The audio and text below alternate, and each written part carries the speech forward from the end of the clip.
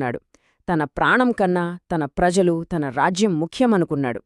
అందుకే తన భవిష్యత్ ఏంటో తెలిసినా రాజ్యాన్ని కాపాడటానికి గదిలోకి అదుగుపెట్టాడు.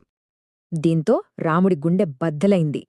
తన తమ్ముడికి మరణశిక్ష ఎలా విధించాలి? అందుకే దానికి బదులుగా రాజబహిష్కరణ విధించాడు.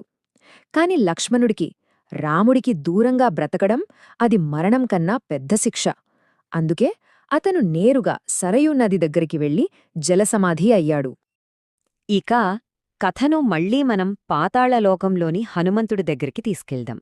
ఆయనక్కడ కాలం, విధి గురించి ఒక మహాసత్యాన్ని తెలుసుకోబోతున్నాడు.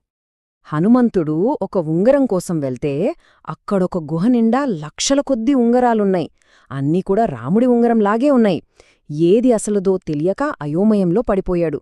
అప్పుడు నాగరాజు వాసుకి వచ్చి ఆ ఉంగరాల వెనుకున్న అసలు రహస్యాన్ని చెప్పాడు. వాసుకి చెప్పిన సత్యం వింటే ఆశ్చర్యపోతాం. ఆయనేమన్నాడంటే, ఈ ఉంగరాలన్నీ రాముడివే.